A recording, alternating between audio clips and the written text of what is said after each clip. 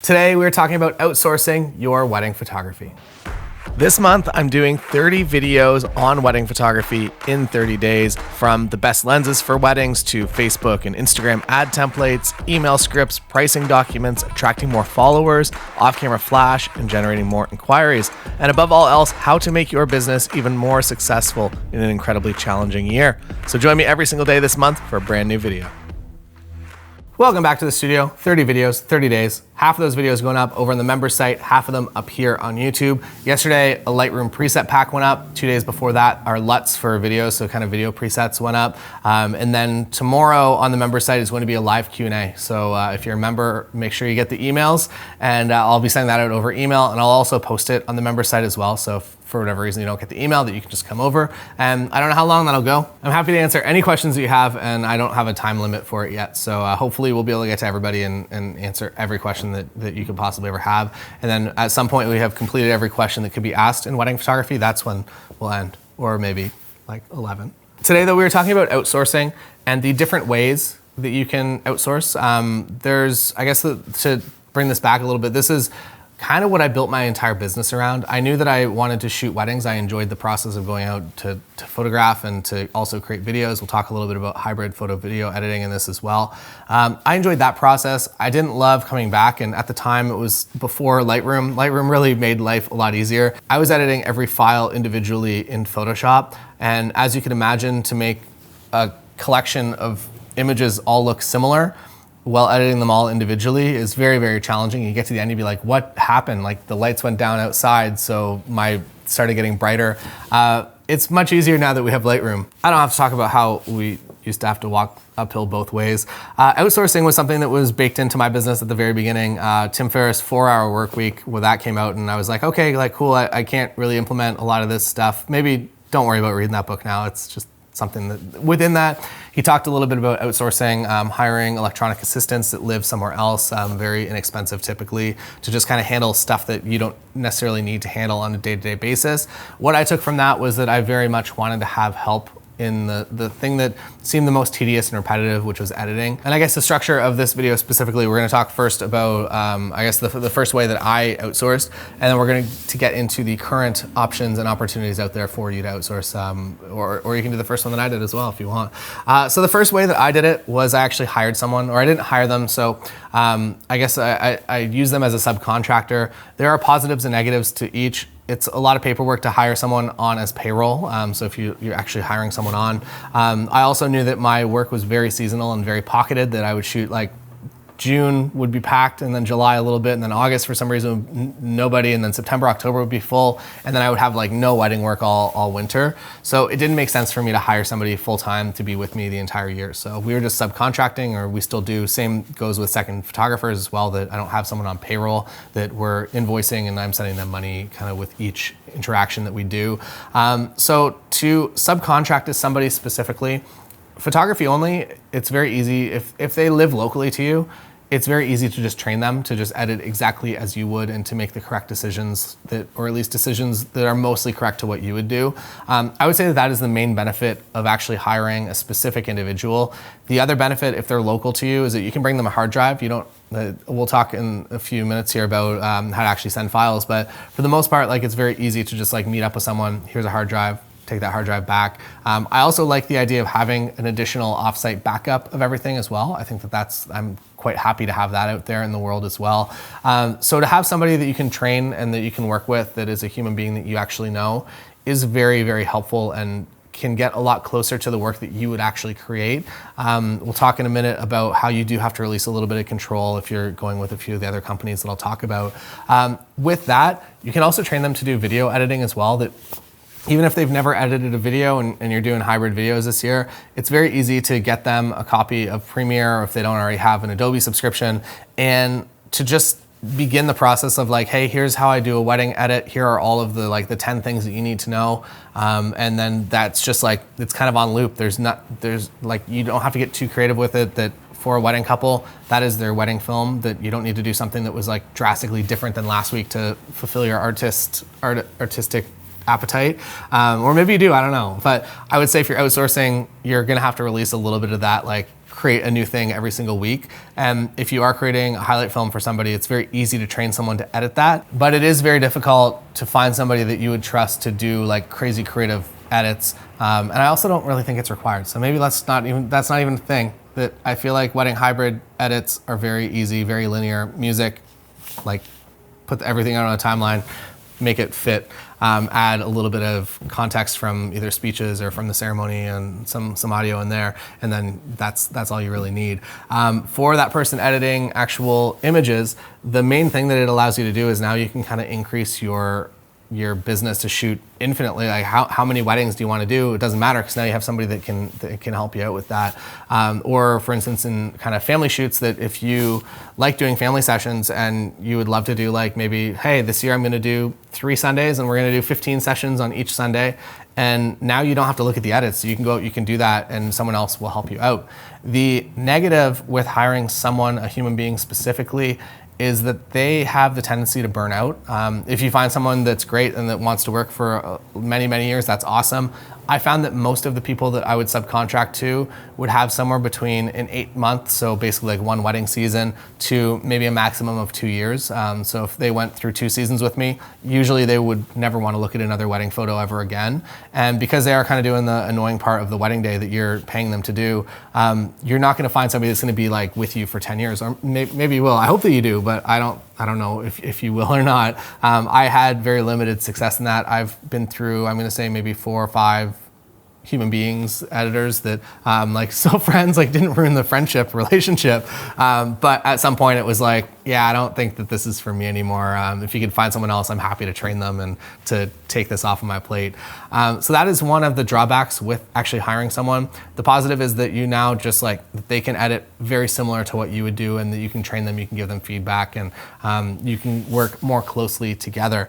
The other option is a number of different companies on the internet, and depending on the volume of your studio, it kind of would push you in the direction of one or the other. I would say that some companies, such as like Photographers Edit, they will do kind of job by job basis, that there's no subscription plan. You can, I guess, there are some options. If you're interested in this, maybe head over to all the websites that I'll mention, or I'll put them in the comments below, and ping me in the comments if I forgot to include them all. Photographers Edit is, you kind of get a slot if you're one of the members, and you upload your images on that slot, but you're not getting like an unlimited deal. They're not doing unlimited edits. You're getting billed on every individual job that you submit. They are incredible. Lindsay uses them and she is super happy with them, and they do pretty much, in most cases, the edits that she would do on her own images, and they're fantastic. So if you are somebody with maybe a lower volume studio, or you don't mind just paying a little bit extra for something that's like exact spec to what you would want, Photographers Edit is an amazing option. And a lot of these companies work the same way, that you put everything in a Lightroom catalog, and then you build smart previews based on that. So when you import, you can click a little button that says build smart previews. Everything loads in, and in Lightroom you now have, I don't know what the DNG file is. It's somewhere like, it's a 4 to 6 megapixel file. It's now actually embedded in your Lightroom catalog. And all you do is you just send that catalog that's now like, maybe it's 4, 5, 6, 8 gigs over to somebody else to download, and they edit from there, and then they send it back. It reconnects with the actual images, the proper high res for you to export. That is the way that most of the companies that you'll deal with online work. You can also do this if you have a human being that maybe you can't meet up with them in real life, that you can do this with them as well. On the video side of things, maybe to speak quickly to that, you can also build proxies. So if you're shooting like 4K 60, 422, and the files are just like massive and you just can't send them like over the internet easily, if you're using something like this FX3, you can actually build proxies within the camera. So it's doing that full big file, but then it's also giving you like a little low res one that you can send to somebody else, and they can edit from that low res file, and then you bring it back, you reconnect it to your footage, and you export from there. Maybe I should have put that at the beginning, but I didn't. So here we are. Photographers Edit, great if you're looking for those kind of one-off jobs, or if you're looking for maybe a season that you're not shooting in almost like a massive amount of volume. Moving into shooting more with volume, there are a few companies that do unlimited edits. I feel like there's a little bit more of a struggle in the startup process from every single person that I know that has used any of these companies, that they know that they're in the volume game, and while you will be treated nicely, expect a little margin for error. more so than photographers edit, or more so than somebody you're actually training. Shoot.edit is a company that I used a number of years ago. They have been great. They run an unlimited model. So basically, like, you can sign up for the subscription. I don't know what it is currently, but usually it's $299 or $199 per month. And that includes unlimited editing, which is awesome. Another option within that space that I've personally used is Evolve Editing as well. And they are kind of similar in the fact that they do a little bit of kind of a startup, like, hey, like, let's get your style nailed down right. So at least like we're pretty close. And then they'll go through a few edits, and you can always, like, after each job, you can kind of give notes and feedback. What I've discovered using both of those companies is that you do get pretty good edits, and for unlimited, for the dollar value, it's like, it way exceeds everything like that you could possibly ever get by hiring a human or using a different company that you're not signed up to this subscription for. What I do discover is that everything isn't 100% exactly as you would want, that usually there are a few things that you have to go in and correct. In some cases, maybe the entire gallery is too cold, or maybe it's a little bit too overexposed. And I guess the positive is when it's a global correction that needs to be done, you can just select all the images and you can go in Lightroom library mode. If you don't know this, I'm about to blow your mind a little bit, I think. So you can go to library mode and you can globally adjust white balances or exposures incrementally. So rather than, like, if you're in develop mode, you are just like selecting everything and you're typing in, I would like this all to be 8,000 Kelvin. When you're in library mode, you can hit the warmer slider and it'll bump everything up a couple of Kelvin degrees rather than actually setting it to a specific one. So if like an entire gallery, you're like, oh man, I edited that at nighttime and I had like bright orange lights on, I need to adjust the colors a little bit, then you can do that and you can bump everything incrementally rather than just as a global adjustment, which was pretty cool. So hopefully that was the secret value within this video. I've noticed that I do that a lot when I've used these two companies. And that's not to say like the edits are bad or anything, it's just that like everything isn't 100% all of the time. So it's a bit of a bummer. So know to expect that, I guess, margin for error, and to know that they're not going to make all of the exact correct decisions that you might have made. Another thing that I've learned, and maybe just to give some tips if you are somebody that is looking at outsourcing, one, you need to know to not, like, that you're going to give up some control, that the final edits aren't going to look exactly like what you want every single time, and you have to become a little bit okay with that. I found that the more volume that I shot and the busier that I got, that I had to be okay with that. If I'm doing triple wedding weekends, it's like July and I'm shooting Friday, Saturday, Sunday, the first week, the second week, the third week, and the fourth week, and I just need to get work out there. At some point, you are forced to be okay with it on some level, and to know that they do good work and that maybe it's not exactly what your eye would want, but it is still good work that your clients will still appreciate. I think that there is some balance there, and I think that it takes a little while to actually get over that, especially as a photographer, especially if you're super hands-on with your editing and everything, you want to have a specific look and feel. It's very difficult to get over that step a lot of the time, and you're kind of like, you almost have to be forced into it a little bit. Another thing that is critical to actually outsourcing is to get it as close to right in camera as you can. That if you're shooting something and you're wildly underexposing it because you know like that this is your vision for this edit, you can't really do that anymore. You have to shoot things as close to the final edit as you kind of can. So at least when somebody else looks at that image, they know kind of where to go with it. If you're doing like wild and crazy things, maybe take that edit back as yourself. So like when you actually send out the gallery, maybe don't include those final those images you did at nighttime because you have a very specific vision for it. But to shoot as correct as you can in camera, I feel like it's just good practice for everyone. Like, make sure your white balances are nailed down to pretty close to what you want them to be. Make sure that your exposures are good. Make sure that, I don't know, you know how to use the camera. But just don't be lazy throughout the day, because any laziness that you do within the day is going to come back in terms of just like, you now have to go into that gallery and you have to correct some stuff that, because they thought that you were trying to do this, and it's like, oh no, I just didn't set my white balance and I was like 3 stops under, that it might come back a little bit different. So something to think about, but definitely good practice regardless of where, even if you're doing all of your own in-house processing, like just get it as close as you can in camera, and it'll save you a lot of time in post. Another tip I have for outsourcing, this is maybe more specifically, I've most recently used Evolve Editing, and something that I really just kind of enjoy is that I get home from the wedding, I build that smart preview gallery, and I send that out the night of the wedding. So not only now do I have like an offsite backup of those like 6 mega, or I think I'll look it up someday, whatever the DNGs, the raw files that they embed in that Lightroom catalog, now all of a sudden I have those 4, 5, 6 megapixel backups somewhere else as well, which I kind of, again, anxiety relief a little bit. Offsite backup raws, awesome. But I get that out the night of the wedding. so that I don't have to think like on Monday, when Monday comes around, I'm not like sitting at my computer being like, okay, I have to get all these out. I just do it that night. That is part of my wedding process. I come home, I build that. I don't go to sleep until that's built and it's uploading. And then by Sunday morning, it is in their inbox and they'll start production usually Monday, Tuesday, Wednesday. And by Thursday or Friday, I'll actually have a final gallery delivered back to me. I think they say most of the companies I think are like 5-day turnarounds. I would say on average, at least with Evolve, I was getting between like 3 and 4. So if they got that job over the weekend, usually Thursday, Friday, it would be done and back in my inbox, which is really, really awesome. There are a few different ways to approach editing, I think as well, that photographers edit. I would say like 100% send them your preset, like that's fine. They'll figure it out. They'll make it look as good as possible. Sorry, there's a leaf blower man outside now, apologize. With Evolve and Shoot.Edit, you can try to get them to work from your preset or to work from a preset that they create. And I've discovered, at least in talking to other people that have used them, that that's a bit of a headache and it's not really the most ideal. What I've discovered works the best, at least for me, and take this advice if you want or not, is that I get them to do a pretty generic, just kind of boring vanilla edit of everything. And I get that back and then I add my preset, and my preset only affects certain things, so it won't override their like exposure changes or their highlights or whatever stuff they've actually touched, but it will change the color palettes and it will change a number of other things.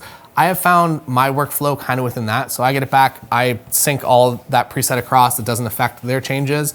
And at that point, usually I'm pretty happy. If you wanna work up front, again, it's like kind of the upfront time that you're submitting images and then they're submitting stuff back to you, but it's such a small, like maybe it's a 10 photo test sample and you're like, well, like I think I like it, but I need to see it on a wider, there's a lot of variables that go into it. I found that by just getting that vanilla edit that I know that any company should be capable of, and then building my preset around that and to build it to exactly what I would like at the end of the day, I found that kind of works the best for me. But again, not a right or a wrong way to outsource, I guess, that just find what works for you and roll with that. That is all for today. Hopefully this has demystified a little bit of outsourcing.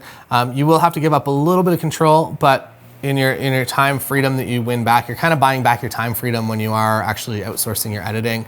And so if you can look at it that way, if you're like buying back your vacation or you're buying back your cottage time, you kind of start to flip it a little bit in your mind.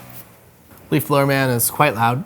I'm hoping you can't hear it, but he's very loud in my ear right now. This would not be loud in Japan. If there's a dude out there with a leaf blower, he would not be loud. He'd have a little thing, not add any noise to the city. That is all for today.